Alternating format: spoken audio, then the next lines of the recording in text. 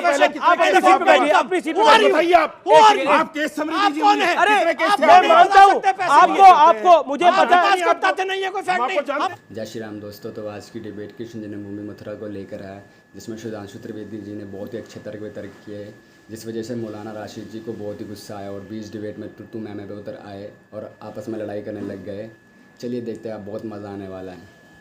करने लगते हैं, इस्लाम की बात बताने लगते हैं। गलत किया मेरी समझ में नहीं आ रहा है। अरे भाई, अच्छा वर्शिप है कि नहीं? सुधांशु जी नहीं, बस एक बात इस्लाम में इबादत है। एक बात का जवाब दे दे, प्रार्थना है या मैं बता रहा हूँ पूजा है? ना, सुनिए ना, आप बताइए। इस्लाम में इबादत है।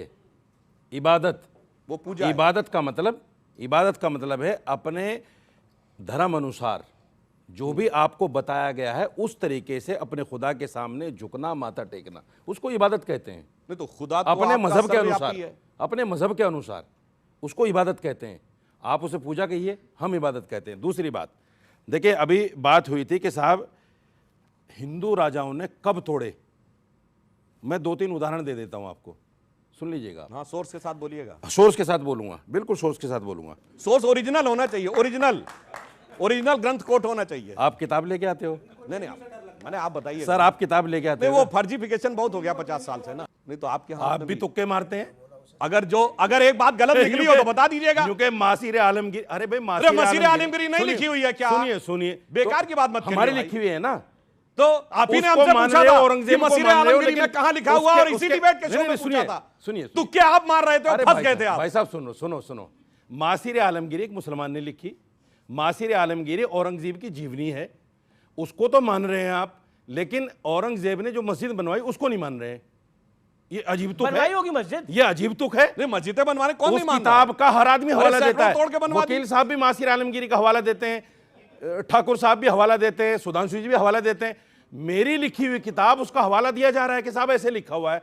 लेकिन जो मस्जिद बनी है, चलिए औरंगजेब ने बनवाई, उसको नहीं मान रहे। इसका क्या मतलब हुआ भाई? कौन नहीं मान रहा कि मस्जिद औरंगजेब ने बनवाई? किताब को मानना, तोड़ ताड़ के बनवाई कौन? नहीं है ना।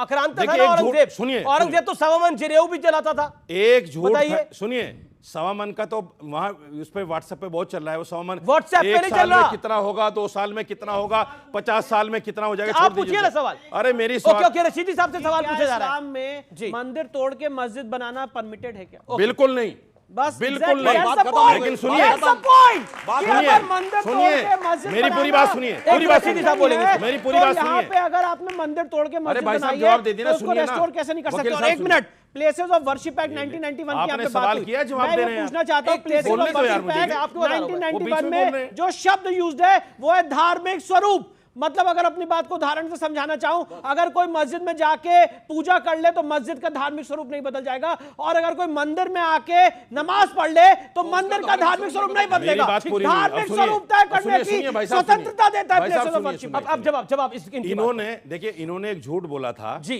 बाबरी मस्जिद के लिए कि साहब मंदिर तोड़ के मस्जिद बनी, और वो सैकड़ों साल तक चला, सैकड़ों साल तक। आज तक लेकिन सुप्रीम कोर्ट मंदिर ने तोड़ के मस्जिद बनाई थी यार बोलने दो भाई, 1958 मैं आपके बीच में नहीं बोलता, फिर आपको चिल्ला के बाबर ने वहां पे आप मंदिर चिल्ला के तोड़ उठोगे, फिर मस्जिद आप बनाई कहोगे थी, और ऐसा मत एएसआई ने करो। चुप रिपोर्ट रहिए दी कि वहां मंदिर भाई तोड़ साहब, के चुप मस्जिद रहिए, बनाई बोलने गई। दो किसी को। अच्छा ठीक है, समझ गए? ये सुनिए। एकदम क्लियर है, और आप सुप्रीम कोर्ट को गलत कोट कर रहे हैं। अरे सुप्रीम सुन लो कोर्ट का भाई, मैं इनसे ये पूछना देखो। चाहता हूं, 2020 180 पेज मैं माइक ले रहा राम हूं। मंदिर का मैंने तुम जजमेंट पे पढ़ा पैर है। रख दिया कौन तो सा चिल्ला पैराग्राफ गए। बता रहे हैं जहां पे सुप्रीम कोर्ट ने तुम कहा पे है पैर कि रख मंदिर दिया, तोड़ के? सुप्रीम कोर्ट ने कहा है कि वहां पे नीचे जो अवशेष मिले वो नॉन इस्लामिक थे।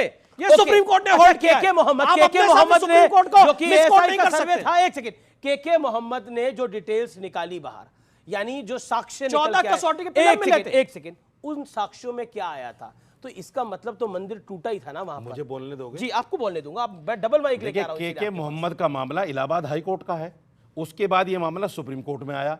अरे है तो अयोध्या का। सुन लो ना मेरे भाई, बीच में मत बोलो यार। सुप्रीम कोर्ट में जब ये मामला आया तो सुप्रीम कोर्ट ने उसको इंडोर्स नहीं किया, इलाहाबाद हाई कोर्ट के फैसले को नहीं माना। क्या बात? अगर इलाहाबाद हाई कोर्ट के फैसले, अगर इलाहाबाद हाई कोर्ट के फैसले को माना जाता तो सुप्रीम कोर्ट को यह कहने की आवश्यकता नहीं कोर्ट थी। ने क्या कहा? सुनिए, उन्होंने कहा कि मैं 142 जो मेरा विशेष अधिकार है उस पर मैं फैसला दे रहा हूं। जवाब देना चाहता हूं, रामलला को जवाब देना चाहता हूं। नहीं तो कोर्ट ने कहा